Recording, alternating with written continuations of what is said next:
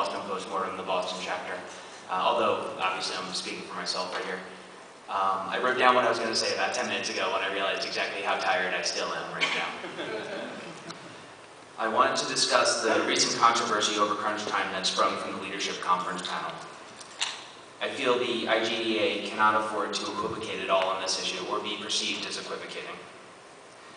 Although as an organization, we need to be inclusive as an umbrella for all developers, having anything that can be seen as a live and let live policy on hard crunch with any company makes the organization look like a complete paper tiger and robs us of any credibility we have on the issue with the overall development community, especially people who are not convinced of the value of the IGDA.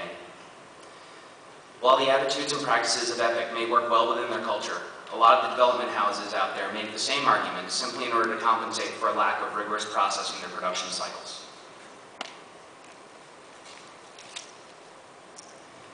I would urge the board to take a stance that, while acknowledging that some studios have a culture of crunch that has their employees buy-in, that it is not something the IGDA can condone in light of the abuses other studios make using that same reasoning and rationale. If this isn't possible, I think that as an organization we should reconsider our advocacy around working hours. If the IGDA cannot be credible to developers on this front, then we should instead focus our energies on things where we can. Thanks.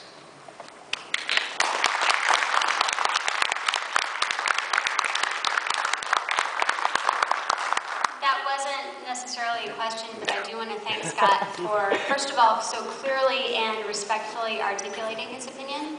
I think this is exactly the kind of dialogue that we need because you make excellent points, Scott.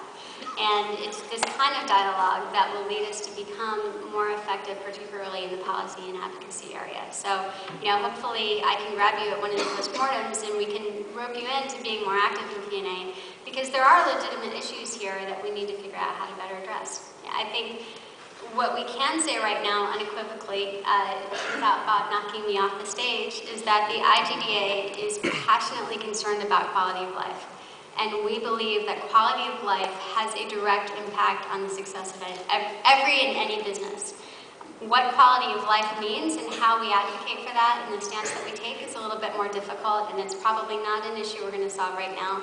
But the dialogue is something that we absolutely need to have, particularly a respectful dialogue. So thank you.